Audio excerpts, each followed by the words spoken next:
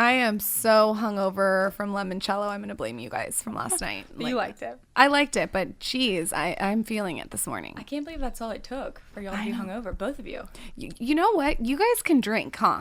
I know. It's Charleston. I mean, I feel like I can drink too, but you guys, Charleston, you guys get down there. Yeah, Charleston's a drinking town. Like, everybody has a drinking problem. That's why I get eczema. See it? It comes out in the summer because I drink a lot. Oh. More in the summer than I do in the winter. But then you can just fix it with 80-20, so you're fine. I fix it. I wish I could give you the credit for making me hungover, but it's literally like if I even look at alcohol these days, I'm hungover because I drank too much when I was a kid. I can't even see it anymore. If I see it, I'm hungover. Did that change after you had a baby? Do you drink less or more? I'm probably a bigger pussy now with the baby, especially the girl. I'm a little bit softer, for sure. I can tell. Yeah, for sure. Yeah, you are. If you wake up every morning and you have some fucking other ailment, it's like my ear hurts, my elbow hurts, my thumb hurts. It's like, Michael, I just gave birth. I also have like the dad sneezes now, like the really loud. Oh my God, you sound like a pit bull. Yeah, it's just like out of nowhere. It's horrific. I have those. Okay, so I really thought about my first question for you guys. And the one question that kept coming up for me is this question. How the fuck do you guys look so good? Both of you. Do we look that good? Yeah, you guys both of you look so good. She did my makeup. No, well, I'm actually referring to your figures, but your faces look amazing too. Because I know you guys both have talked about how you lost weight with Blender Moms, but I kind of want to get into the details, the nitty gritty, the day to day. Because you guys in person, you guys look fucking amazing. You look like you're Facetune in person. Oh, that's the sweetest thing anyone's ever said to me in my whole life. Helen and I actually have, even though we both fall kind of 80-20, our versions of 80-20 are very different, meaning Helen really practices what she preaches. She really is healthy. And for me, sometimes I just, Are you calling yourself out? Binge a little Adderall here and there, or just if I'm having a hard time fasting, intermittent fasting in the morning, I'll just be like, time for an Adderall today, I guess. Hold on. I have a question about Adderall. We're going to go off on a tangent. That's fine. Okay, so I've tried Adderall in high school. Definitely tried it. But it made me a fucking psycho. Me too. Yeah. I can't do it. What's the secret? I feel like it fucks with my metabolism and makes me crazy. Yeah. I mean, I really don't recommend it, but I feel like I have to be honest about what I do sometimes. It's definitely not all the time, but yeah, if I'm having a hard time kind of kickstarting something, or I'm just ravaged all the time, I'll have a little caffeine. You're also just coming out of a really, really dark place, though. What happened with your dad? Yeah, that's true. So yeah, I mean, my dad passed away in December, and we've talked about this, but and so it was hard for me to eat at first, and then I was overeating because I was eating my feelings, and so it was, needed a little something to help me balance. And again, I don't recommend. I think Adderall is very toxic and horrible, and I know so many people that are so addicted to it. But for me, I took some on occasion, and it helped me. And now, I don't do it so much, but I just feel like I need to be honest about it, because I hate nothing more than when people are like, this is what I eat in a day. And I'm like, I know that's not what you eat in a day. This is an edited version of what you want people to think you're eating in a day. And so what I really ate today was a small Adderall and maybe a bag of Doritos, and then I had a healthy dinner or something. Let's just be honest about what we're really eating, because most people just say what they want you to think that they're eating, and it's bullshit. I don't like it. I actually appreciate that so much, because I've interviewed so many women, and some of them are taking Adderall, and no one's ever been honest. This is the first time anyone has ever said that on the show. So that's intriguing to me. I don't take it. I'll probably regret saying it, but yeah. No, you won't. But she's so honest. And another thing, while we're on the topic, birth control. Tell them about what happened, your birth control experience. Oh yeah, I mean, birth control made me borderline suicidal. I didn't feel right hormonally. I had, what is it called? I have no idea. Kybella goes in your face. I think Kylena goes in your uterus. Kai something. It was an IUD, and it was a hormonal IUD. And I have never felt so bad in my life. I was putting on weight, and I only kept it 2 months because I couldn't last any longer. And it made me insane. It made me put on weight. I felt like dying. And then I got the copper IUD, and my life totally changed. And I started reading all these blogs and all these things, because I asked my OB, I'm like, why am I feeling this bad? This is not normal. And she goes, no, it's fine. I mean, this is what I would give to my daughter, and there are no there's nothing really showing that this is dangerous. And then when I really started reading kind of the Reddit threads, you know, like the deep, dark internet, I saw thousands of women were having problems with hormonal birth control, like thousands of people. And it's not talked about. People don't know. And so many women are out there feeling bad or feeling crazy or feeling this and that. And it's not their fault, you know, or gaining weight and it's not their fault. And I know you talk about how you kind of were getting your hormones fixed. It's so important. It's such an important subject. It's wild. I went to get my hormones checked and they said you have a low thyroid. And if you literally worked out 7 days a week and barely ate anything, you would not lose weight.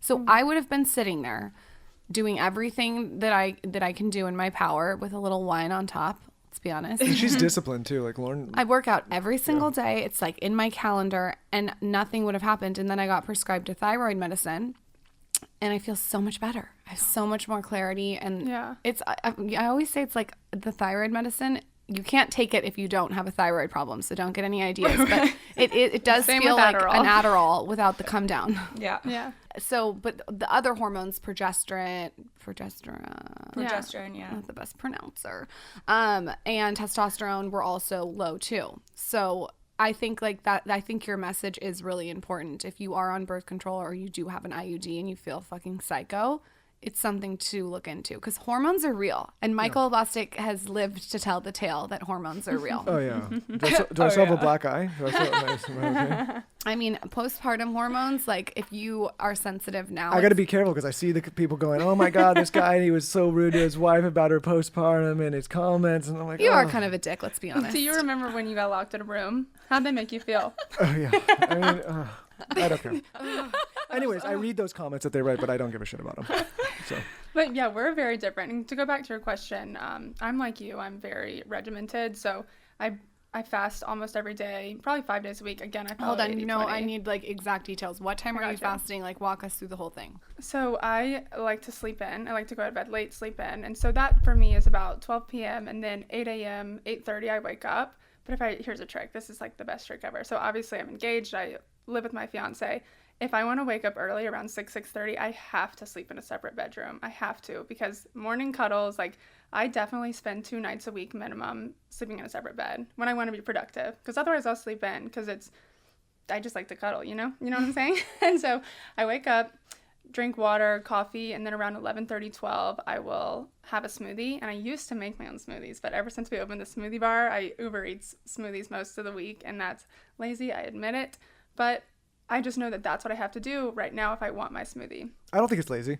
Yeah. I think it's efficient. I think it's efficient because I do the same thing. Like I know I overspend on food delivery services, but I like know that I'm also saving time to be productive in other areas. And so listen, people are like, oh, that's wasteful and money, but not for me. And for people that do it, I think that you're doing a trade-off between time and productivity. And like, I would rather sacrifice a couple dollars to be more productive in other areas. I don't have time to go and make a smoothie and all my lunches. And you want to feel good. You want to eat your best. So what time do you guys stop eating? Because I know you're big on intermittent fasting. What is the time that you're like last night we ate late, so what do you do? I don't ever think about it. It was funny, I asked Naomie today because her birthday's in a few weeks, and I was like planning a birthday dinner, and the options on the reservation were 6 p.m. or 8 p.m. Okay. So immediately I'm like, let's go 6 p.m. And she's like, absolutely not. Like, we're going to 8. I like to eat early, so Scott and I, and a lot of people say it's an issue with their relationship. We don't eat dinner at the same time most of the time, and we also eat very differently, but we work together, we live together, sleep together, and if I don't have dinner with him, especially because we don't have kids, then I'm fine eating by myself. And I'll sit with him while he eats dinner. I'm just not going to eat with him. Fuck, just get a separate house. You don't sleep in the same bed. Just you don't eat dinner together. Just get a separate house. It's less fights. We don't eat dinner together every time. No, we don't eat dinner together every time because I don't love your food choices all the time. It's like, y'all are independent. I don't love your food choices. I don't want to eat like a bunch of string beans for dinner. I gotta, artichoke salad. Whatever you're doing. Your order was wrong last night. It was wrong. I thought that the tuna was, to give context, we all went to dinner last night. I thought the tuna was going to be the right choice. It was the wrong choice. Oh, you didn't like it? No, I was pissed off about it the whole time. You could have eaten the rest of my pasta. Yeah, why didn't you? No, because I was trying to be disciplined. I'm like, okay, I'm gonna get back in shape. This quarantine, I gotta get back at it. I can't be doing pasta. And then I had that, and I was pissed. You know what? I want to tell you something so interesting about my husband. That's so annoying too. At the same time, he has no attachment to food. I love it. Well, none. No, this is Lauren's theme of her life. I love good food. No, you don't care. But I don't pine over it. Like I don't think about it a lot. Never heard you in the whole 800 million Who was years the guy we've been we just- together say, "Oh my God, Who was I'm the guy we craving just had on the show? Oh, Dr. G. Like if I could take a pill that would just give me all my food and nutrients and just keep moving on. Yeah. I do like enjoying sitting down and spending time with people. But I think you could see like last night at dinner, like once it's over, like it's over for me. Yeah, you're up, you're out. No, I'm he up, I'm out. can't. Gotta go. His Yeah. dad's the same way. He can't sit at a table with No, I can't like, with dirty dishes so annoying. and once If the it was drink and the me- check, I'm out. No, gone. I'm like European in the way where like I want to schmooze. Yeah. Okay. I would be European in the Lauren way seems a little salty if we had about European this. vibes in America, I would be European about it. But we don't have those vibes here. It's always people are banging around and I know. The motorcycles. The girls behind us were like taking pictures eating their spaghetti, but they weren't even really eating it. And Yeah, I was what like, was I that? fucking hate LA. Yeah, what is that was an Instagram shoot behind us. Oh yeah, oh absolutely. Yeah, that was like fake Yeah. pasta to the mouth Yep. situation. And I think another thing I forgot to mention that you'll really appreciate is, so we eat differently, and I eat so high carb and so low fat. And so I don't eat meat unless it's venison, maybe a couple times a year. Like if someone shoots it that I know, I'll eat it. And I don't eat much fish unless I'm out of the country because I don't trust the American waters and fishes look like sponges and it just freaks me out. But I eat so much pasta, not necessarily pasta, but like unrefined carbs, sourdough bread, and just not a lot of fat. And I don't gain weight that way. But the second I start adding in fat with the carbs, I gain weight immediately. So avocado toast, for example, avocados are super high fat, sourdough bread, super high carb. When I combine the two and I eat it every day, I gain weight. But say I just have the bread with like some jelly on top, which is high sugar and high carb, but not high fat, I don't gain weight. That's just how my body works. She's different. Both of you guys have talked openly about your weight losses, and it wasn't a little weight loss. You guys both lost a lot of weight. Mm-hmm. So can you tell us, like you kind of told us what's working for you is maybe food combining, but can you tell us how you've also incorporated the blender bombs and the intermittent fasting, like really like get detailed with it? Yeah. So, and this goes for both of us with the blender bombs. The blender bomb has every essential amino acid and every essential fatty acid. And so for me, the hardest part for losing weight was late night eating and binge eating and just not having control over my cravings at all. And so when I started using the blender bombs, which we created, I worked with a doctor and he told me like the list of nuts and seeds to have every day because I wasn't eating meat. And so the blender bombs have all the nutrients you need. Once I started having these every day, along with fruit, which is a natural sugar, I stopped having any late night cravings. So I didn't think about food anymore at night. I didn't think about wanting food. I thought, oh, I'm hungry, I'm going to eat. And now with the 80-20 concept, I'm like, as long as my meal is 80% whole foods, then I'm fine. Like, I don't care what the other 20% is. I don't even think about it. How many blender bombs are you eating a day? Just one. And you just pop it in your smoothie? Mm-hmm. And what's your favorite go-to smoothie with it? Right now, it changes. But strawberry banana with peanut butter is by far my favorite. And which blender bomb? Any of them. The peanut butter one. Obviously, if I'm going to do peanut butter. The best seller is the aloe collagen, and her favorite's the goji. Yeah. And But, so what's your smoothie choice if you have to do a blender bomb? So especially when I'm trying to feel better, like lose a little weight, even if it's just a couple pounds, I'll intermittent fast for, as long as it takes really. And then I'll start with a blender bomb smoothie, but I do 2 blender bombs just because it's my preference. I like my smoothies a little thicker. I like the goji acai, and then I just do strawberry, banana, spinach, mango.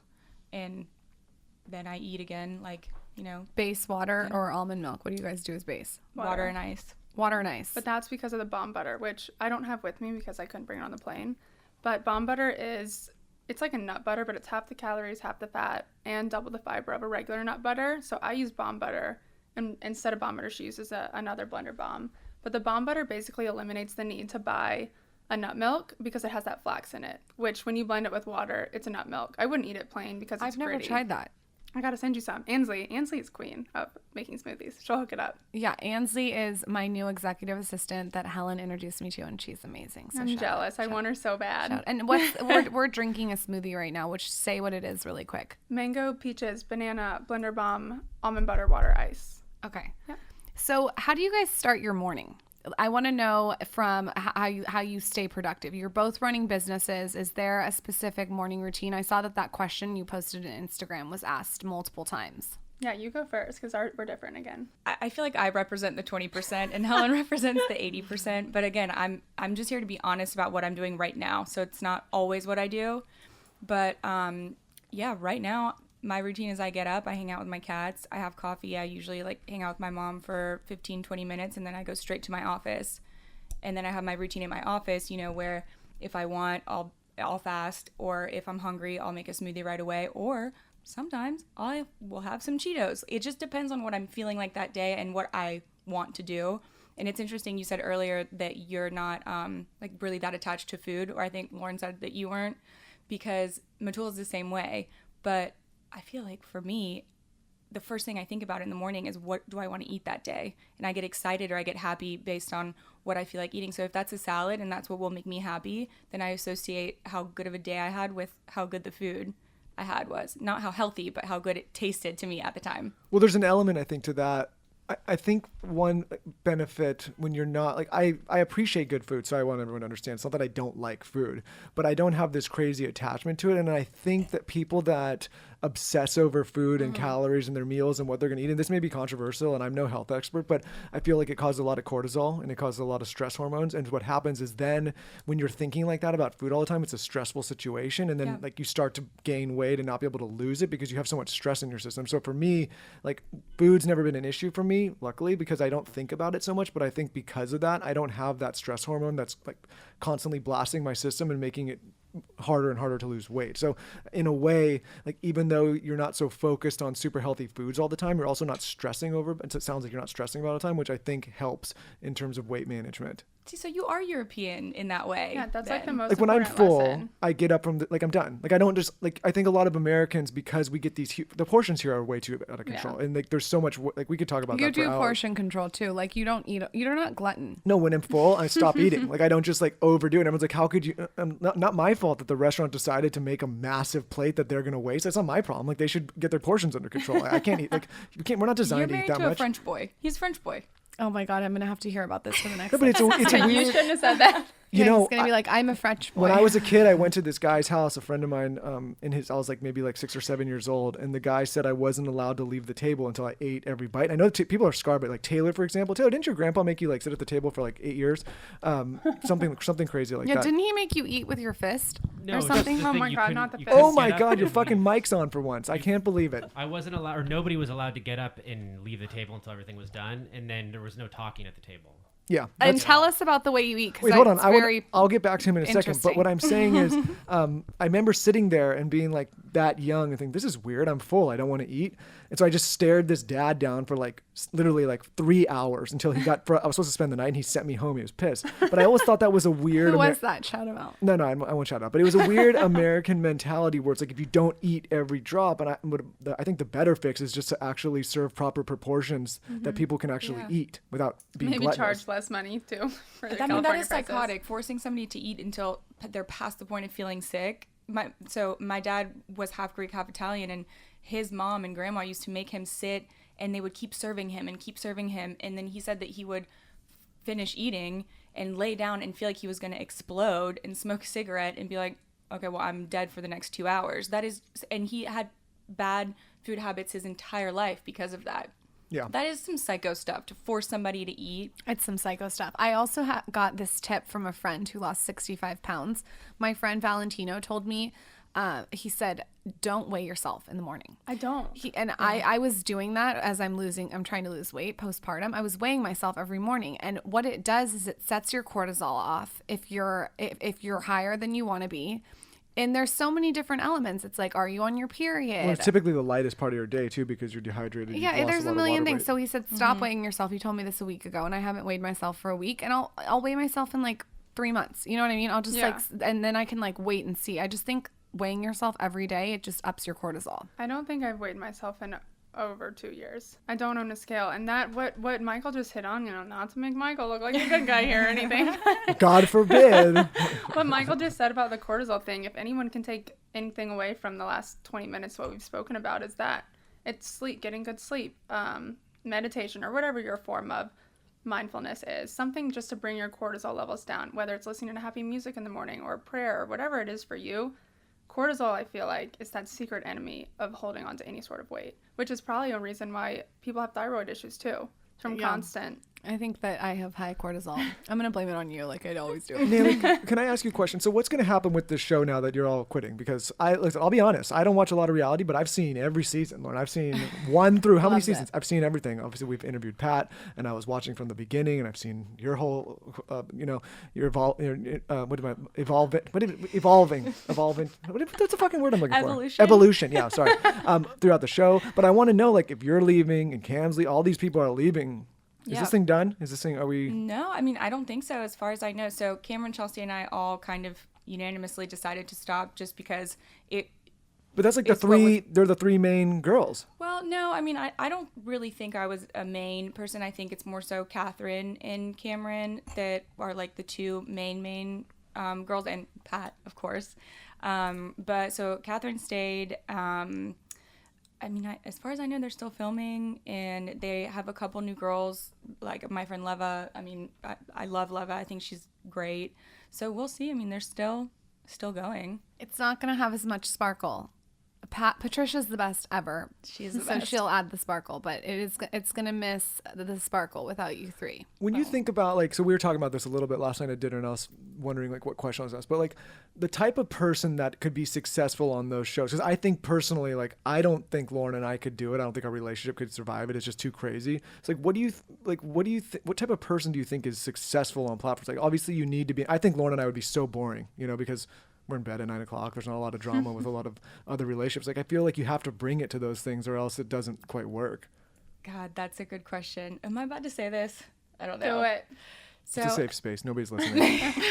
I'm just going to pretend. So, yeah, I think that, and again, I don't want to be like shitting on people that are still doing it or anyone in reality TV, because I have lots of friends in reality TV and I think they're great people. But I do think that there's a certain element of a very specific personality type that it takes to do something like that. And, maybe the first couple seasons on a show when you're new and you're kind of green, you don't really know how it works. So you really are yourself. And I think some people truly are themselves.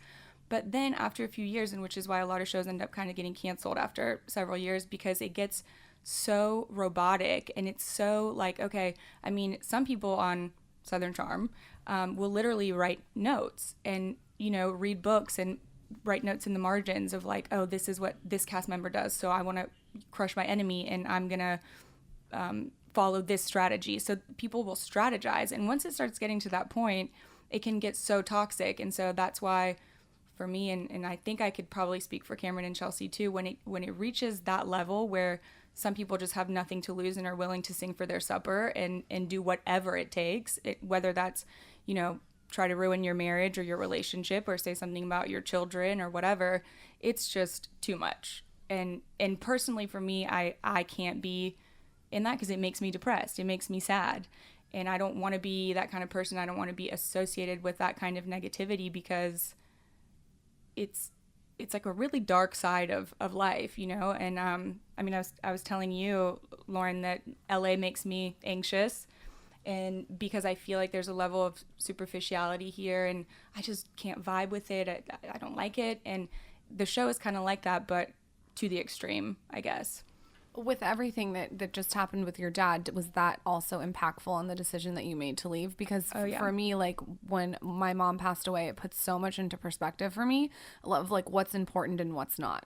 For sure. I mean, when negotiations were kind of happening, like right before my dad passed, so he was super sick, and so I was focused on that. And I did meet with the network a couple times, because my dad told me you should go. And then when he passed away, they were like, okay, it's time to film, like let's go. And I just could not imagine sitting down and filming and talking about some of the bullshit that's talked about, because I just didn't care anymore. It just kind of something snapped. And you were saying when you lost your mom, it put things, majorly in perspective, and you just really don't care about certain things anymore. And that's kind of what happened. I couldn't even pretend to care, if that makes sense. Yeah, you just start to like view your life as an energy thermometer. Like, where are you going to allocate the energy that you have every day? And is it productive where you're allocating it? And if that felt unproductive for you, I mean, I don't blame you. Yeah. I just don't like how, I think that why, like personally, I would be so freaked out about something like that. I don't like when someone's twisting and like turning words and creating narratives. Like the reason I like podcasting so much more than anything is like you can have a conversation like this and it is what it is. Like people listening, like even when I make mistakes and can't say evolution or whatever the fuck I was trying to say, like people can, like it's not later edited and be like, what, you know, it just feels very organic and normal. And there's not somebody out there like controlling what the narrative is here. Yeah. So I just feel like I would be a complete train wreck on stuff like that, Well, especially for a relationship. Also, Brandy Glanville, remember she was on Housewives? Yes. And she outed, what's her name? Maloof. Yeah. On having a surrogate. Uh-huh. And when that happened, I was like, whoa, like we're turning a corner. That's like bringing the kids into it. Yep. You know, my thing was like, what if you're an 11-year-old kid and you're sitting watching your mom on Housewives and you don't know that you were a surrogate because your mother wasn't ready to tell you, and he hears it from Brandy Glanville's mouth. I mean, that's some cease and desist shit. Well, I think what happens on all these shows is like, obviously there's a rating system and like there's advertisers that jump in and they all need to compete for, you know, prominent space. And so they just keep pushing the envelope further and further. Like, oh, what can I do to like get more shock value? And it just gets further and further and further. It's going to get to a point where like, you know, listen, it's entertainment. We all like even myself watch it, but I just don't like that it's in a lot of senses it's fabricated and they're doing things to blindside and hurt people. Exactly. It's like we're always so constantly stimulated, and that's what they do on TV. They're always trying to stimulate you with a new plot twist and this and this and this. And it's like, that's to me why meditation is so important, mindfulness, because your whole life you are just constantly stimulated. There's always going to be something changing or catching your attention, where not many people are prioritizing just chilling out or going to a ranch and relaxing. How do you practice mindfulness? Do you do it in the morning? You didn't tell us your morning routine. Yeah, I do it constantly, like literally all throughout the day. I meditate when I wake up. It's a guided meditation. I still haven't mastered like meditating by myself, but meditating in the morning. Headspace? I use Insight Timer. Okay. I've done Headspace before. I used it for a long time, and then one of my friends started like putting her podcast on Insight Timer, so I did that to support her. And then just practicing gratitude throughout the day, taking deep breaths. I feel like because I've been doing this probably for about 2 years now, just being intentional about it, someone could attack me and snap my head off, and I don't think I'd get mad. But if you had asked me this question 3 years ago, I would have punched them in the face. But I've been tested so many times over the last couple of years, and Naomi's the same way. So was Matul. Not my Scott, love Scott, but he'll snap. But Matul's the same way.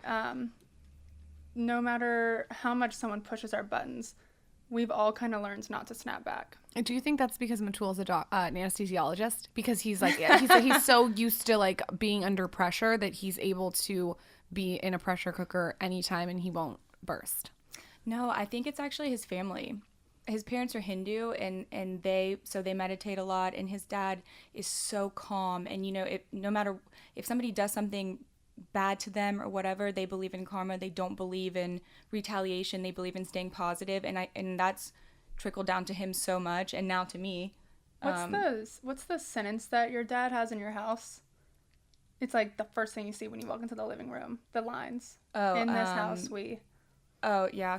Well, this is a whole other problem, but my parents love, like, sticky wall art, but that's fine. But yeah, I came home one day, and they had found this at TJ Maxx, and my dad was like, we love it. This represents our family. And, you know, they're French, and they're cute, and they think, like, American sayings are cool, and so it's like, in this house we say sorry, we keep our promises, we give hugs, and I was like, okay, it's like dance like no one's watching. I mean, pretty much, you know. But my dad's like, they truly believed it, so they stuck it to the wall. And you should take the sticky art and you should frame it and put it in your house. I'm telling you, it's awesome. It's like a cute reminder. It's cute. Yeah, it's adorable. It's I mean, it's like so not cute that it's cute. You know what I'm saying? I read it every time I walk in your house. Yeah, Helen's like, in this house we say. Yeah. So the first thing you do when you wake up, you meditate? Look at my phone to open the meditation thing. But yeah, I meditate. So you're a big meditator. Probably 5 days a week, though. Not 7 days a week. 80-20. 80-20. Tell us about 80-20. Like, explain how you guys... I know that Naomie talked about her weight loss on Instagram and people freaked out. And it seems like that like sort of the foundation for how you guys decided to partner on 80-20? 80-20 has obviously been around in so many different circumstances for forever. The concept of 80-20. Yeah, the concept of 80-20. You know, like you put in 20% of what you do brings about 80% of your revenue with business. That type of concept. So with... Pomeretto. Yeah, that, exactly. I always forget that guy's name, but yeah, that's it. And so when I started Blender Bombs, there's only 10 blender bombs in a box, and that's the reason why we don't do 14 is because we don't want people to feel like they have to go through a box every 2 weeks. So if they do 5 smoothies a week instead of 7, which is why we have 10 instead of 14. But that kind of translated into, we've both been through periods where we were 100% plant-based or 100% vegan or 100% pescatarian, whatever, and it is just so draining to try and be perfect all the time. It's so draining. And so 80-20 for food and meditation, exercise, sleep patterns, relationship intentions, like anything like that, I think 80-20 can transition really well, because as long as you're making a conscious effort to do something to reach your goals 80% of the time, that's all that matters. If you try to do anything 100% of the time, you're going to get so frustrated, your cortisol levels are going to rise because you can't do anything 100% of the time. It's not life. And it creates this negative headspace of self-loathing where you think if you don't do everything perfectly, and you mess up once, so we call that the 20%, that it's not even worth getting back on track because, wow, you've already messed up, so who cares, just let go. And then that's how people let themselves go. And so we really want to share with people that it's okay if you're doing your best and then you spend a couple days eating what you want and not working out. It doesn't matter, just then get back on the horse for a little while, and then you can have another cheat day if you want, or cheat meal, or not work out, and it's fine. Like, it's fine. And eventually you get so used to not being perfect that you stop thinking about calories, you stop looking at nutrition labels, you start focusing on how you feel, like the ingredients behind what you're eating rather than like the calories, fat, protein, carbs. And it's been like a blessing for me, because I used to be orthorexic, I guess. It's like when you're too structured or like you care too much about food, you won't eat anything bad. And so 80-20 has been a good balance for us. What do you guys think the biggest difference with both of your weight losses was? Was it the blender bombs? Was it fasting? Was it practicing mindfulness? What was the like main thing that you look at? She is pescatarian, and I strive to be mostly plant-based. And then also I think, what else? I mean, what made the biggest difference for me, aside from fasting, of course, because I already sometimes wasn't eating that much in the mornings, and I think a lot of people eat less than they realize in the mornings, but it was the first meal that I was having, instead of it being some really like greasy, shitty food because I was starving. Even if you want to have a burger right after, just have a blender bomb smoothie first. And even if you don't want it, just have it.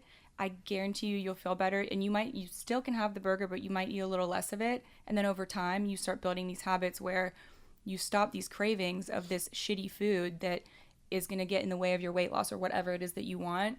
And you're going to start being like, oh, I'll just have a smoothie, or I'll just have this. And it's these tiny incremental changes that made a huge difference for me, because it took me almost a year to lose weight, but people noticed all of a sudden, you know what I mean? But it was a long build up and like a long maintenance also, but people see it and they're like, oh my God, what happened? Or like, you're so lucky. I'm like, what are you talking about? Lucky, this has been going on, you just didn't know. So, and what about for you? We both lost weight out of self-loathing at the beginning, is how it was. Like, we didn't like the way we looked. You were going through a breakup. I just had gained a bunch of weight in college and I didn't know how to cope with it. And so we both started our weight loss in a negative mindset. And when we both were trying to lose weight with that as our intention, like we're losing weight because we're not happy with ourselves, it didn't work. It was like a fluctuation. It was up and down. We never permanently lost weight. But once I changed my mindset to be, I want to be healthier and like I want to eat more plants, immediately I could start seeing results. That is so interesting that you say that, because I'm having this really big obsession right now with Dr. Joe Dispenza. And basically he says that as humans, when we wake up in the morning, our first thought of the day always goes to the negative. So like it could be, what did I say last night when I was drinking? Or, was I good at that dinner? Or shit, I have to do a conference call today that's an hour long. Like your brain automatically goes to the negative. So we evolved to like look for danger, right, and survive. Yeah. And so that's why you looked at those things. Yeah. So he just said that if you can know that your brain is going to go to the negative and switch it to a positive, it's a muscle that you can keep working. And so now when I'm almost now observing my thoughts. So almost like outside of my thoughts being like, oh, that's negative thinking. I need to switch it every single time I think a negative thought. So in the morning, I woke up this morning and I was like, oh, I have to do this and this and this and this and this and all these things and the baby and I'm like, no. Hold on. and I like reframe the whole thing. Next time we start to get in a fight, I want you to stop and observe your thoughts while you're in it. My thoughts are 100%. There's been some pretty accurate when we're in a wacky fight. behavior lately. Yeah, there is wacky behavior when you're postpartum and you just gave birth to a baby. I gotta call you out. There's been not a lot of observing of thoughts when we fight. I want to hear the wacky behavior. What do I'm you a do? fucking whack job. I love it. I love that. No, Tell me. Okay, first of all, when you're postpartum, you're not yourself. I can't explain it. Like, you're just not. Every little sound that he makes is like more annoying. Like closing the drawers. Oh, the drawers. Today he's opening the Well, drawers. get the whisper drawers. Invest a little bit more. What do we have? What is that drawer No, you system also we have? slam the door. Like, I'm just very sensitive to noise and sound. But let me like. And I also don't get why you have to turn the light on. But now let me say I this: like the shades these open. slams and these things she's talking about are just normal activities that are not slams and not as just she's postpartum and she thinks that these are like the other day we got out of the elevator and I like stepped loudly when we got off and she's like, "What do you bang?" I'm like, "I'm just walking normally." She's just hypersensitive right now. Yeah, you're hypersensitive. It's really gnarly, and it's not like I got a handbook on how to deal with postpartum. Like if everybody else in this room heard me shut the drawer, they'd be like, "Okay, you shut a drawer." Like, but for her, But it doesn't matter what it really is. All that matters is how she perceives it. And then it's you doing it, no one else. Yeah. I don't think this is I couldn't get away with this. I couldn't be like, well, it's that time where I just my You brain. didn't have a baby. I know that. That's why I'm gonna. My favorite thing ever is when I was literally breastfeeding with a huge rash down my back after I just gave birth 2 days later. How about this? And you said you had a headache. How about this? I'll give you. my You God, get the I would've pass, and flipped. I'll be like, okay, but Yeah, but it's like.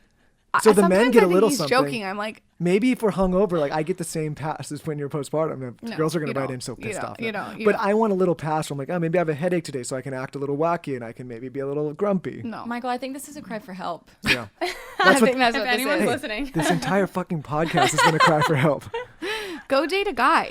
Like, this is what you get with me. Take it or leave it. Honestly, if I like wouldn't mind it, I feel like it'd be a little easier in some senses. Go date a guy. Maybe in my next, if You this and Taylor relationship should doesn't date. work out. You guys should fist each other.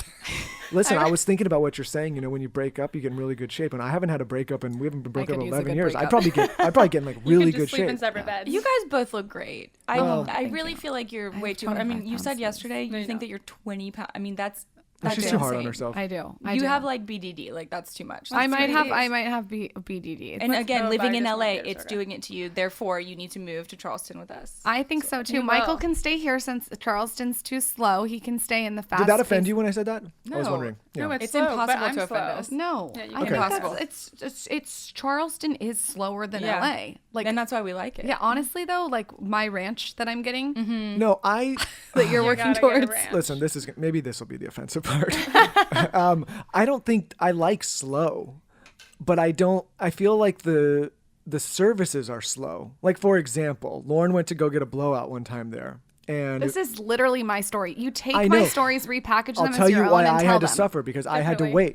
wait. And it was like it took so much longer than it does in other places. But I think there's something beautiful about that. It's Or- like slow down. Everything is so fast. It's almost too fast. You're And like, then life goes by so fast, and before you know it, it's I like get that it. Kenny Chesney no, but I song, mean, Don't like, Blink. listen. Even if you talk about being in France, like, it's a slower pace, but it's not slow. Does that make sense? Like, the people there are efficient in the service industry oh it's God, fine. That's the fake Well, off. why were you waiting on her to finish her blowout? Why didn't because you I was. entertain yourself? She's like, it'll take a few seconds, and I was like, Well, that's your first mistake. For but you know what I'm saying? Like, there's a difference between like slow pace Okay, and then let's slow. move to France. she makes up for I it think by you not were given the showering. wrong expectations on it taking a few seconds. Because if you say like it'll take an hour and a half, which is a little more realistic.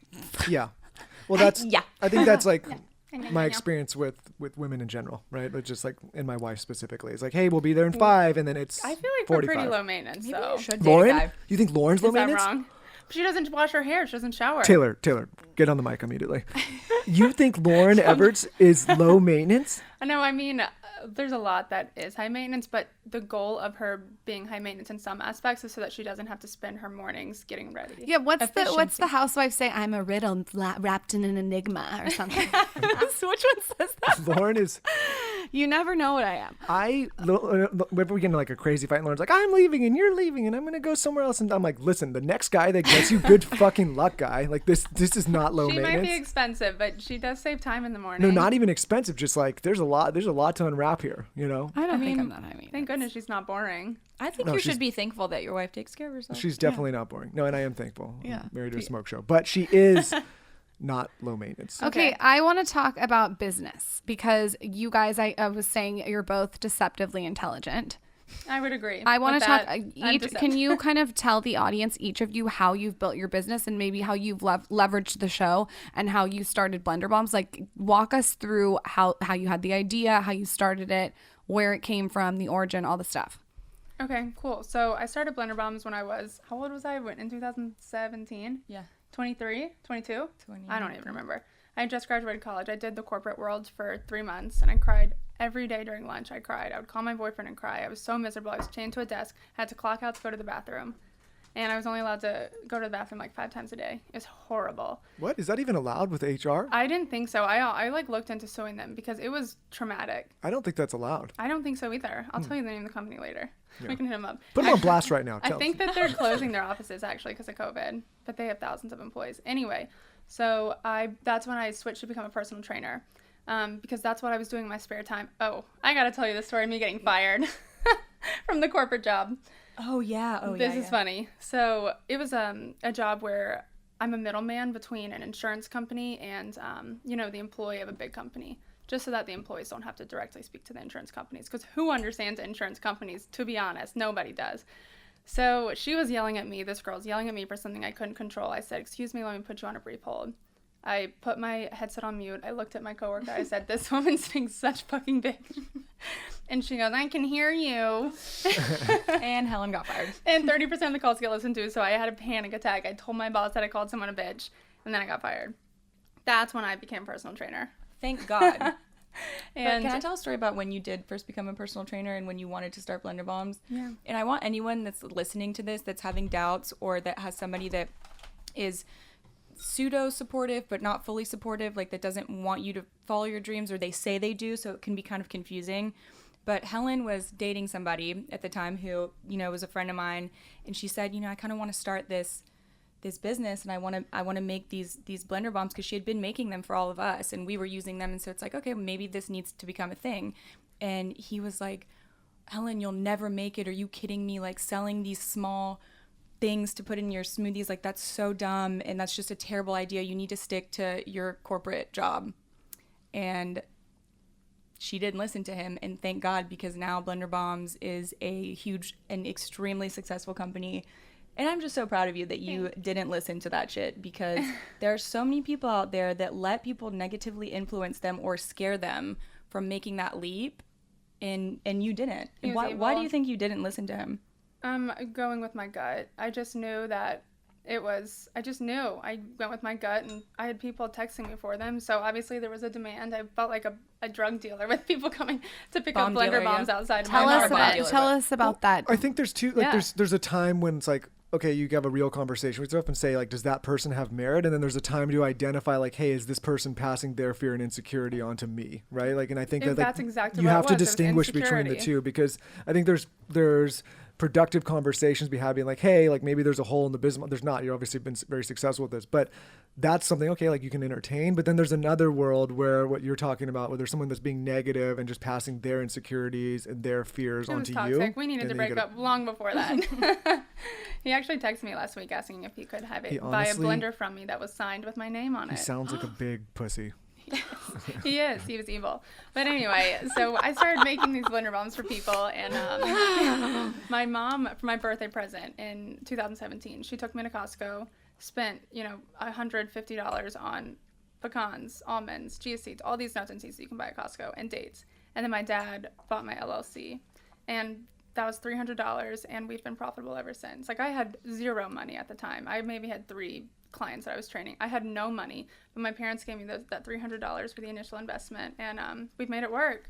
Just because I think I did kind of cheat a little bit at the beginning. I lied about the weights of the blender bombs. So when I was shipping them, I didn't have to pay the whole shipping label, which wasn't good. Love a little lie. Love a little lie. But listen, let me. I think this is relevant to talk about for young people. So we have a lot of young people that listen.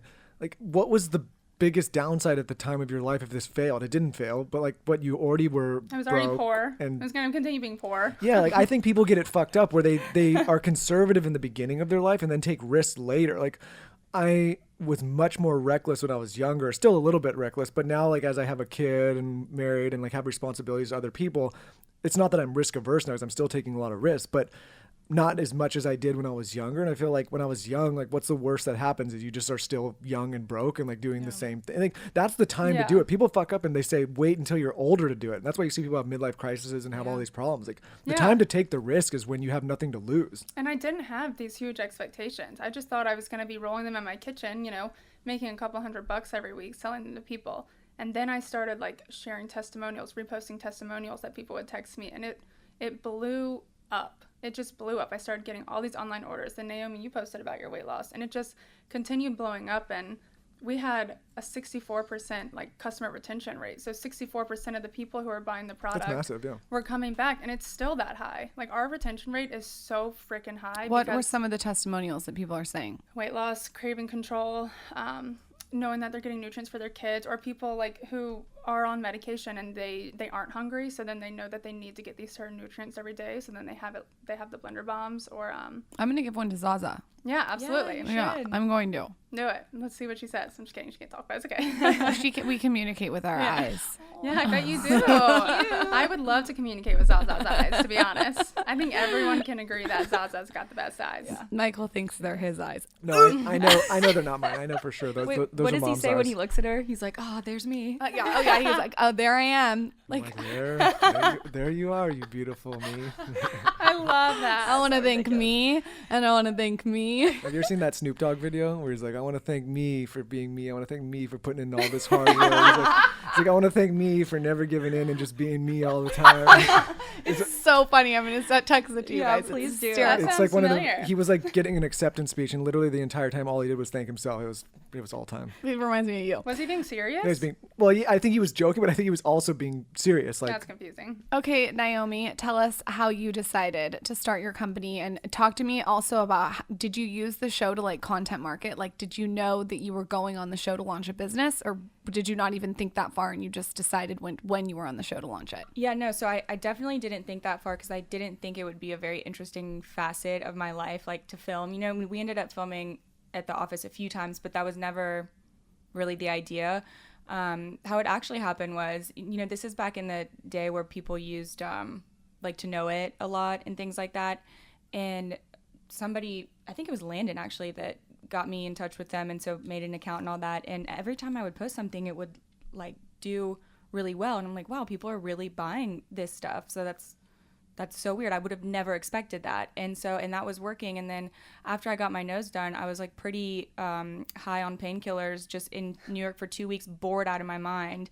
And I was looking at like To Know It stuff. I'm like, God, I wish I could just directly sell these instead of making these small commissions, and just only stuff. It was supposed to just be stuff I wanted to wear. I would just buy it. And I work with, we created Lebe with my friend Ginny, who's already in retail, and she's been amazing. And she's the one that's working at the office right now while I'm here. Yeah. But so it started out as that, and we were buying not huge quantities, you know, just like kind of normal, and started out profitable. But then when we started figuring out the model of let's sell really high quantities at a really low margin, so I know 100%, even if we buy from the same vendor at some other store, like 100% of the time our price will be lower, because no one else in the industry really, it's not worth your time to make such a low profit. But if you're selling, you know, 2,000 of something or more, then it makes sense. And so it's all these small little wins that we started having, and now it's just like works on its own. It's been awesome. What has been like the main piece that everyone's obsessed with? We have like a couple major sellers where we just buy out the manufacturer. One is that scallop dress, you know, it's this black and white dress. Oh, I love that dress. Yeah, we've sold so much. You would like it. That. You know what you influenced me to buy? I just remembered this, or I would have told you last night. And I don't even know if you remember this. You were at Patricia's party.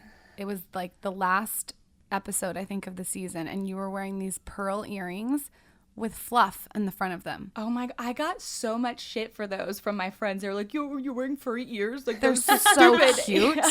They're so chic. Those. I love and you those. were wearing an outfit that I think was from your company. Yeah, we sold a lot of that one too. It was called the Galaxy jumpsuit. It was black and white, right? It was white and it had like tan lace or something. I don't remember. You looked exactly, so major.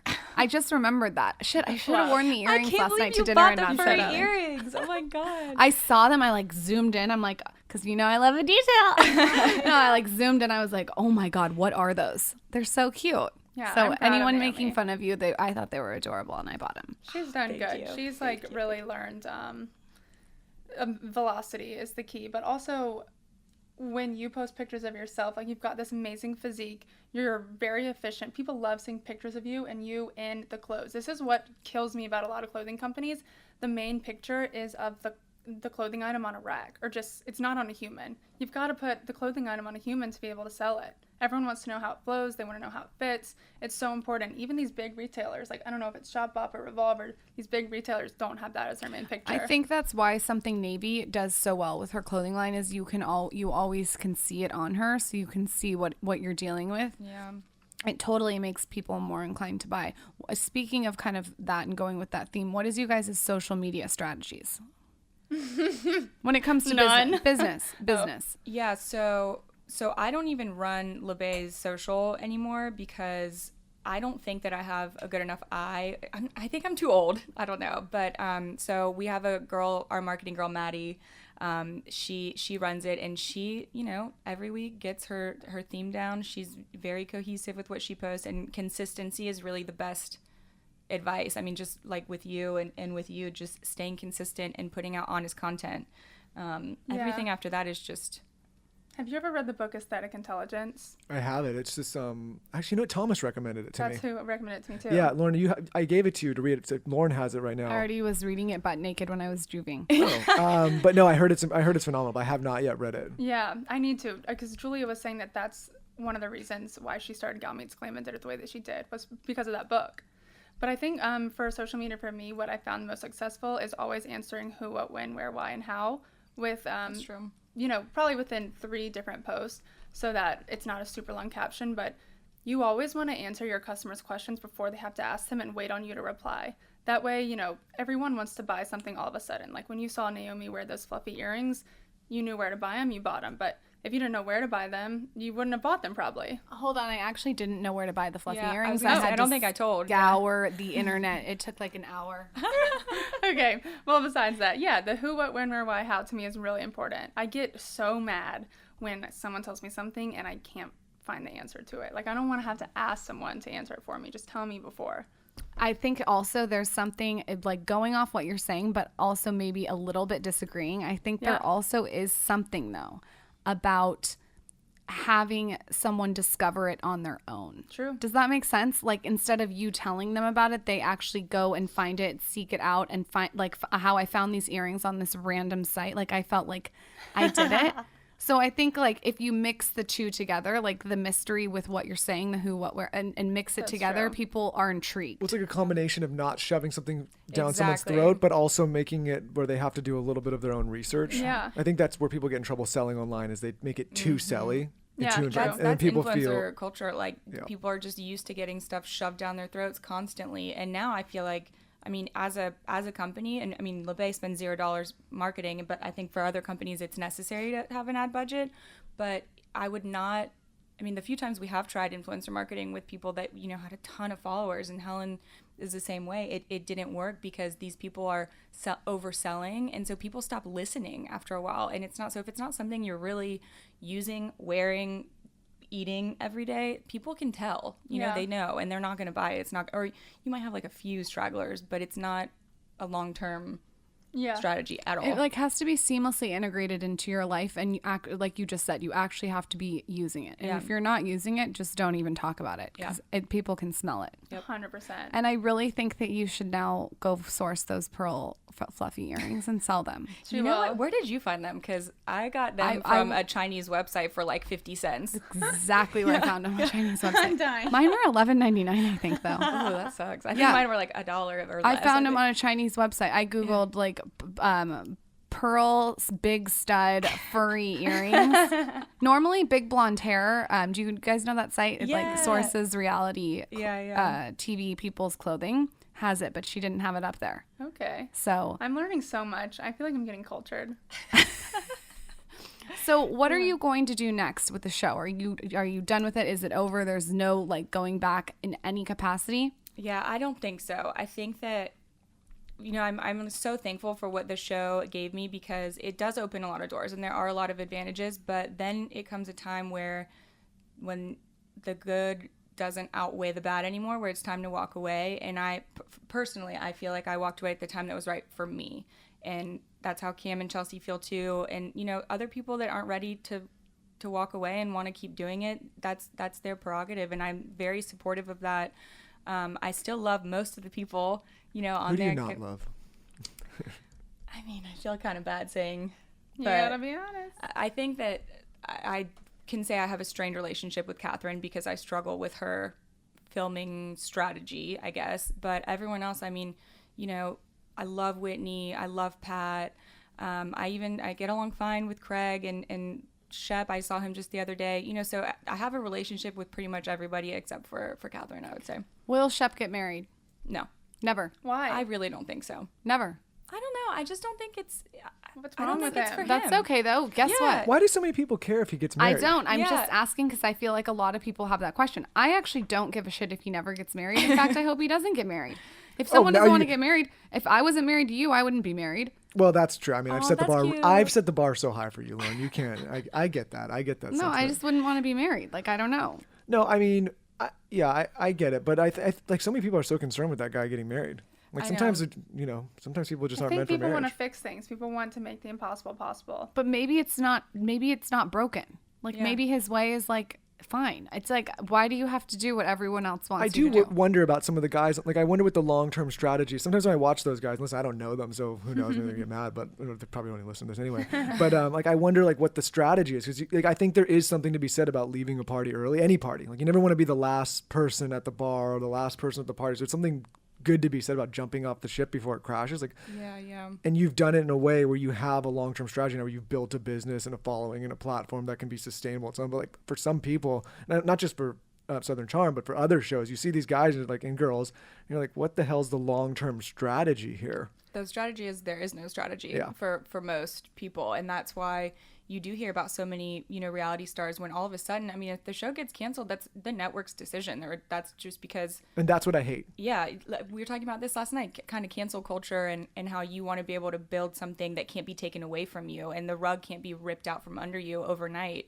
But that's kind of the position that a lot of people are. And so a lot of reality stars, once their shows end, they end up kind of in these weird washed up situations or super depressed and really struggling with their identity because they identified so much of their self-worth with a show and getting this kind of fake attention from these fans that then, you know, they think really care about them, but all of a sudden just move on to the next thing because that's how it works, you know? So, yeah, the strategy is there is no strategy for some people. But then, you know, I mean, I think like Patricia has her caftans, and I think Craig's doing well with his pillows, and Cameron is in the process of writing a book, you know, and she would be fine either way. But Chelsea bought her own salon, and she's working on her own hair care line and stuff. There's a lot going on. There's just some people, you know, don't feel the need right then, and they don't really have the vision to be like, I got to figure something out for when this is over, because it will end eventually. You know what it also applies to, and I keep saying this on this podcast, is like if you're like say an influencer or creator that's so reliant on like Facebook or Instagram or YouTube, same thing can happen. Right. You know, it's right. a bit. Literally It same is. thing. It is with reality stars. Sometimes when you don't have a strategy, a bit astronaut syndrome. It is. It's like going viral as an influencer. You go viral, and then what happens when you go to 2 million followers, and then you come down to earth and you get depressed because you're not on that high anymore. People should study what happened to actors and actresses in the 60s, 70s, and models, 60s, 70s, 80s, 90s, and see, like, there's a very small percentage that actually stretches through the decades and stays successful. I mean, you keep hearing about them, so you just think it's for everybody. Yeah. But for every, like, one Brad Pitt or Leonardo DiCaprio or, Jennifer Aniston or something like that, there's, thousands of people that started and had a little bit of steam and then are just gone. You don't hear about them ever again. I think you'll see the same thing happen with reality television stars, with influencers, with, like, anybody that's great. Like, you have to focus on a long-term strategy that builds some protection around and builds a platform that people can't take away from you. Exactly. And also laying down the proper foundation where, you do keep, no matter how much attention whatever show you're on gets or whatever you're doing gets, you need to keep nurturing those relationships that you've had before. So, your old friends, and make the effort to text them back, make the effort to go see them, because they're the ones that are going to still be there for you, instead of all these people that are just kind of like these leeches, and I was telling Helen the other day, that's something I'm struggling with now, because people that I used to think I was a good judge of character, and there are a few people in my life where I realized maybe they were elite, maybe they weren't, I'm not sure. And so that can be kind of hard, and I'm sure that happens to a lot of people that, Do you think, like, when you quit the show, you had some people that were hanging around thinking maybe they were going to get on the show, and then you're off, and now those people bail on you, or like they're not around anymore? Is that what you're referencing here? Kind of, yeah. But in Charleston, nobody cares about the show, like nobody. And I'm lucky that not really, no. It's all people. I mean, we forget really about the show until you go to an airport and stuff, and then people start coming up to you, and you're like, oh shit, yeah, okay. Like, but in Charleston, people are like, whatever, because you know them all, so like, oh, that's just Shep, that's just so and so. It doesn't matter. I didn't watch it till you were on it. Thanks, Helen. No, I really didn't. It did not even like strike my mind that I'm going to spend you time watched it out of watching support. Show. Yeah, absolutely. You and Patricia, though, have been masterminds with what you guys have done. Like, Patricia, to do that caftan line is so genius how she's content marketing. Like, she wears a caftan, like you know it, like it's a trademark. She's with her martini. Yep. I think she should come out with like a whole martini shaker situation. I think she should too. She really has such a specific style, and she lives, eats, and breathes it. That is her. She is not pretending anything like that. No, she has her egg coddler with her newspaper holder. That was one of the more fun interviews we've done when we went over there, and like, she's so entertaining. How beautiful is her house? It's beautiful, and honestly, it's prettier in person. She's an extremely intelligent woman, right? She is. And I think obviously that's seen on the show, but like there's obviously a lot of strategy that's gone into not just what she's doing now, but throughout her entire life. Her and Whitney. First of all, have you guys read her book? I actually haven't, and I need to. So good. I need to. Yeah. She taught me what potpourri I need to be having. I have her orange bitters potpourri in my house. Like, she talked about sheets. She talked about, like etiquette tips. Are you a wifey now? I'm like, we're getting there. Like, coasters that you should have. Like, her book is very, very thoughtful and well written. I can see you being like her in a few years. I have a question. I want to know about something that rhymes with Ramis Radonol. Did I say his last name? Oh, he just had another baby. Is he off the show? Mm-hmm. Yeah. Were you happy when he's off the show? Yeah. Yeah, well, just because, What a wild character, though, for television. He truly was reality TV gold. I mean, people like him don't exist. Yeah, that was wild. That's what got me into the show. That's what got him in. Because I was like, okay, another reality. And then I saw that guy. I was like, what the fuck's going on here? Yeah. He's crazy. I'm like scared when I see him in person walk around Charleston. I run the other way. Why? I don't know. I just am like scared. So you like see these people walking around Charleston. It's a small town, huh? Yeah, it's small. Oh, yeah. All the time. Is he like getting a blender bomb smoothie? Absolutely not. What if he walked in and tried to order? I would walk out. You would walk out. Uh-huh. T-Rav's not allowed to have blender bombs? No, I mean, he can if he orders them online. There's a map of Charleston, and it's called like the T-Rav ban zone, where it's like all these restaurants are highlighted in red where he's been banned and he's not allowed to go. Because he got too drunk? Yeah, or because he's done something or offended someone, or done because some incident has happened, and so these restaurants have been like, okay, we're gonna just make a map to show where he's not allowed. His friend JD's a little gets a little I hate excited that guy. too, huh? He's that's a tough crew.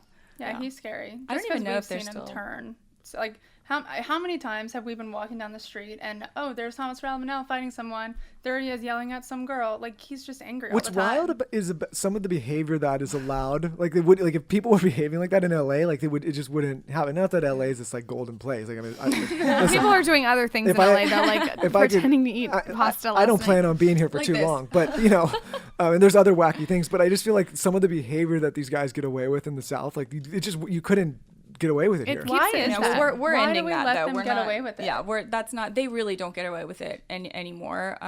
Again, like so many, even restaurant like companies have band together to be like, we don't let these pieces of shit in here anymore. And I mean, I haven't seen or heard anything about JD in a couple years. I don't even know where he is, and I don't care to. I forgot about him. Yeah, I mean, Thomas got accused of some sexual harassment stuff, and then JD also did. And so when we were filming, like, I don't know, a few years ago, and I said something to JD because I was really close to his wife, we already knew, like, we had heard rumors that all this stuff had happened. And so, but we couldn't really say it on the show because, it shouldn't have been allowed to fly before, but now I think you can't cheat in 2020 without getting caught. If you're going to cheat, assume you're going to get caught. Yeah, period. Absolutely. So like that's the bottom line. If you want to cheat, go cheat, but you're going to get caught. Oh, I mean, and girls look out for each other so much. Like when I was out of town pretty recently, and Matul, two of his best girlfriends who I love, were out with him in Charleston. And they were like all but assaulted by this group of girls, like these little 21, 22-year-old girls that went up to them. They're like, "Where's Naomie?" And Matul was like, these are just my friends. Like, she's out of town. They're like, "Well, they're whores. Where's Naomie?" And they sent me DMs on Instagram telling me. And Matul was like, telling me, "This just happened. I'm really scared. These fans like really have your back. I'm just kind of concerned." Well, I think tell the New York story. I'll tell you in a minute. I don't like that there's like, listen, we give up some privacies with social and everything, but I also think it's a good thing because there's a lot of bad behavior that people, men and women, have been guilty of that just can't fly anymore. Like you can't, like people are going to call you out. You're not going to hide. I don't get these guys that slide into DMs and think that like nobody's ever going to see them or like sending pics. Like it's so. What I love about it is you could just fully like be yourself, and as long as it's like throw it all out there, and as long as you're like being a good person, it's fine. But if you're a shitty person and you're trying to hide it, like it will come out. Maybe not today, maybe not tomorrow, but it's going to come out. Two things about Charleston that I think should be noted. One, it is the only city that I've ever come across where girls are so extremely supportive of each other that it's makes me like want to cry thinking about how supportive girls are of each other there. And then two, the lack of capable men in that city is astonishing. That's true. We should ship Weston out there. Yes, Weston's gonna go. We got a line of girls waiting. Yeah. Weston should go out there. Isn't there a lot more women over there than men? Yeah, it's like 6-1 is the ratio. Though, I mean, so they say. We feel very blessed to have met awesome guys. Yeah. Well, actually, it's not as slow as I thought it was. Yeah. On that note. Yeah, you and Weston should go out there and see what happens. Okay, so if it doesn't work out, that's a designated area for me. Can you tell them your New York story? Yeah, but I want to tell Lauren and I do this thing where we like do this. It's not like a fantasy. It's just like a fucked up thing we talk about where we say like if we ever split ways, we try to carve out areas on the map. Like I on have the globe. France. No, you can't have all France. You can have areas. I showed you. I don't give a shit. I have but France. See, we do these carve outs. We're like, okay, well, like you can go there and I can go here, but we're like, I'll take Aspen. hopefully, no, you can't take all the good places. You have to have some shitty places too. You can go to Oregon. You can have Tucson. Not that I don't love Oregon. You don't need to DM me, but he can have Oregon.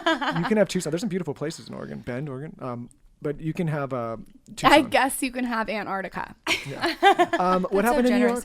Yeah, oh no, happened? I mean same type of thing with your boyfriend. It was like I was sitting in this. I was actually with Weston, and we were sitting, and I was like, hey, I was telling Lauren like there's these people. I feel like they're staring at us, and it was weird. No. You text me. You go, we're at the bar. No, and these girls are staring at us. They're No, staring at no, me. no. You were Weston. No, that He makes you thinks sound. they're hitting on him. No. Go on. That makes you sound like it was just weird. Like they were blatantly staring, and I was like, this is weird. So I texted Lauren about it, but it turns out that they were staring, but they were reporting to Lauren. They were like, okay, I see him That's here. beautiful. He's here. He's with his guy friend. Don't worry, he's not doing anything. And I was like, okay, can't mess around. No one was looking at you for any other reason other than to tell me. So don't get any ideas. I literally text you that it was happening, so it's not like I was like sneaking around. Okay, what are some productivity hacks that you guys do? Do you have any hacks?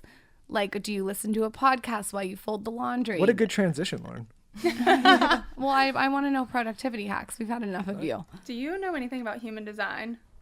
Okay, I love human design. Think about it like the Enneagram, but the Enneagram is more personality, right? Yeah.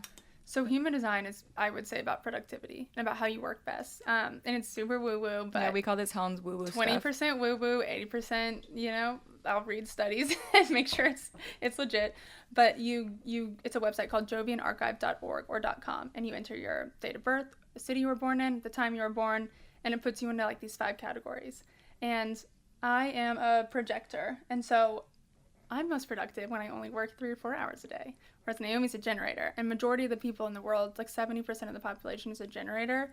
You can either be a manifesting generator or a regular generator, and they're the type of people who have, I would say, more energy.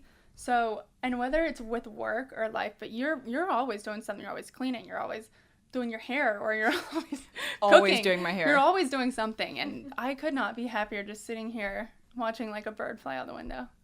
And working really my ass off for like 3 or 4 hours. Where do you a go day. and take this test? Is it a site? It's online. We can do it for sure. Yeah, I want to know what both of you guys are. But That I would love be it. really So- interesting. 'cause Well, it- there's 4 types, right? I think someone's talked Yeah. about this on the show before in the past, and not in detail. You're right. Garrett McNamara's wife. Yes, that's I exactly love it. right. I swear by it. So I use it for all my employees. I have them all do the test, and that way I see like how productive they are, if they would rather work from home or if they need to be like surrounded by people a couple of days a week, and it's worked flawlessly. And so for the first part, when I first started getting into it, I had Scott. I did the test for Scott because we work together too, and I got his birthday wrong. So I was like treating him like a generator, like having these high expectations, and he just could never do it. But once I started realizing he was a projector like me, my whole mindset changed about his productivity. What are the 4 again? There's the generator. A manifesting generator, reflector, which is only 1% of the population, and Naomie's best friend is a reflector. It was really exciting. What is to- what's a reflector again? What is the characteristics? They have to make decisions, big decisions, like every new moon cycle. So I make decisions instantly, and Naomie has to sleep on it. And I have to sleep on it too. just one night though. and, I have like- to sleep on it. Yeah. One night and then I make the decision. But this is like buying a house. Like I need to sleep on it one night. It's not like random little decisions. But yeah, you bigger know, decisions. I know, like immediately. And then Yeah. there's projector. Yeah, that's Yeah. it. Is there anything else I'm forgetting? I don't can't think wait so. to see what you are. Yeah, and so what's crazy is when What's I the was site where in- you do it? I'm gonna have Taylor pull it up because I just want to look at it. Taylor, Yeah, jovianarchive.org, or it's jovianarchive.com, and it's with a J. But when I was in Big Sur in November, I walked into this little smoothie cafe. I was there by myself doing some work, and Scott was driving the coast, and in walks Emma Watson. And there's no one else in there but Emma Watson, her hairstylist, and like 2 other people. And they come, they sit, there's probably 8 tables in there, and they come and they sit at my table. So obviously I'm eavesdropping on their conversation. And they were talking about something super woo-woo. So I interjected. I was like, have you guys heard of human design? And they were like, we actually just left Sedona last week. We did a week-long seminar, or like something in, yeah, that's it. So you would click on Get Your Free Chart. They'd just done like a week-long thing on human design. And she's a projector too, like me. Oh, we're gonna do this. We're You gonna gotta do this do it. test. The test. how long does it take to do? 10 seconds. Do you know what time of day you were yeah, born? let's do it. Oh, Let's do it. here you go. I don't know what time of day I was born. Well, that's important. You gotta ask your mom.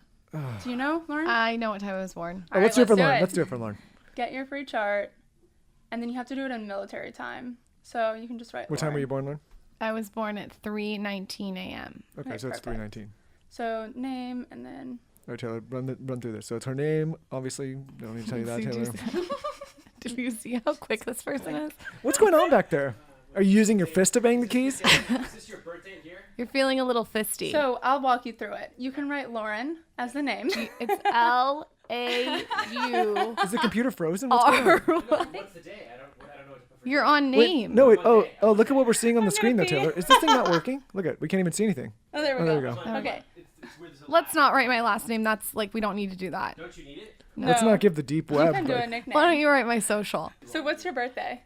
5/21/86. So you would put 21 for the day. I didn't know this was gonna take like just dripping as slow as molasses. I just thought this was like a quick thing, Taylor. Okay. Month. Okay. Month is 5. 5. 1986. What are you doing back there? I'm typing. Don't look at that. Everything's lagging. I'm at hour.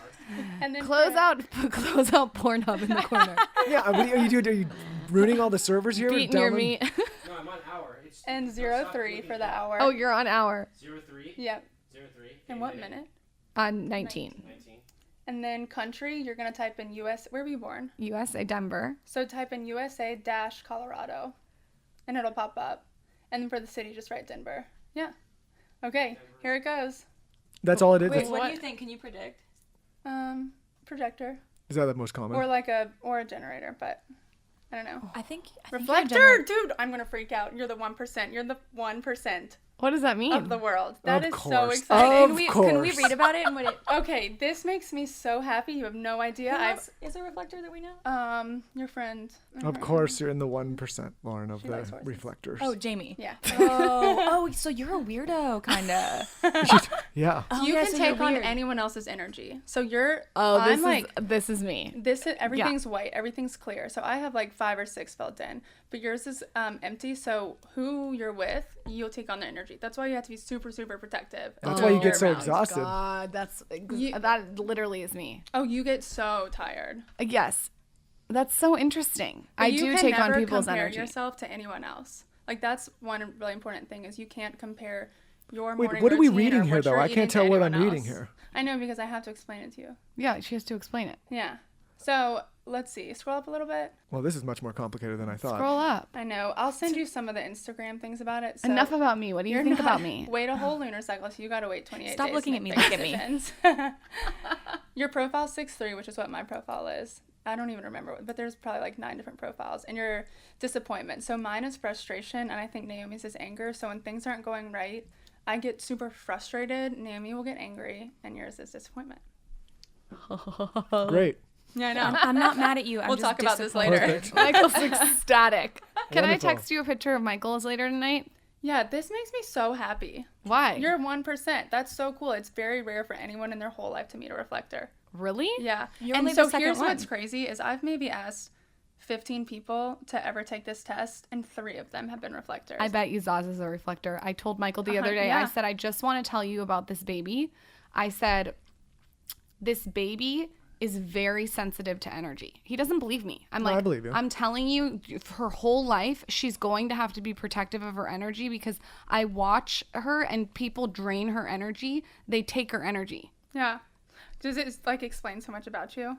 Oh, I mean, I don't know if is this like real? Is this true? I think it is. I think it's 100% real, but that's me Michael's just pissed he's going not with the my one. gut. Even if it's not, she's gonna run with it now for the Yeah. rest of her life. She's gonna say she's 1% of whatever. Michael, yeah. I'm exhausted. But I Okay, think I've been reflecting. I think it's cool because I haven't asked that many people to take the test, but it's like a certain person who I'm like, I know this will resonate with them. And for 3 out of the 15 to be reflectors when 1% of the population is a reflector, that's pretty cool Wow. to me. Sorry, Michael. DBJ, Yeah. motherfucker. Well, I don't know if you need to. I mean, maybe it's a good thing for me. I don't know. We'll find out what you are. What is your best piece of advice that each of you can leave our audience with? Like something that you look to a lot, like maybe a mantra or just maybe something your dad taught you. What's your best piece?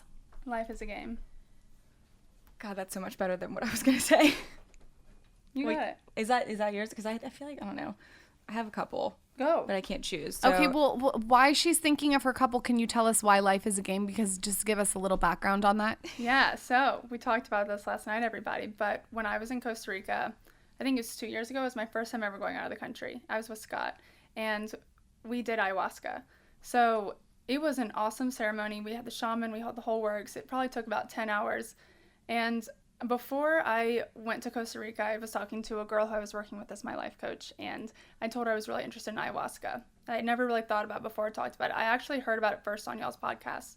And she was like, okay, well, you know, if you're going to do ayahuasca, Costa Rica's a great place to do it. I wouldn't recommend doing it in America. She didn't know anybody. I'm sure there's some great people, but she didn't know anybody. And so when we were staying at, this starts with an H. It's in Nozara, Costa Rica. It was amazing. But it was the off season. There weren't that many people there. And we met these 2 girls, and they had just done ayahuasca the night before. I don't know how it came up, but it came up. Probably because I knew I was like 20% woo-woo. And I was like, I'm going to do it. And so I PayPal'd this woman, you know, $600.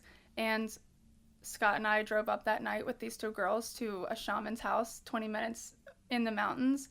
And I walked in, and it was this beautiful room. There was 15 or 20 different mattresses laying, and this shaman kind of went through this whole 2-hour ceremony to get us in the right headspace to do the ayahuasca. She was very, very particular about the details, about what she was saying, all the instruments she was playing. Scott said he was freaked out, but I loved every second of it. So this shaman goes around, gives everyone the first dose of ayahuasca, and she asks if everyone's like happy, if they're feeling it. I couldn't feel it. So I ended up getting 4 rounds of ayahuasca, which is crazy. And I was expecting to have this huge moment where, like, you know, I spoke to one of my grandparents, or I just figured out my life's purpose or anything like that. But I think I was looking too hard for something.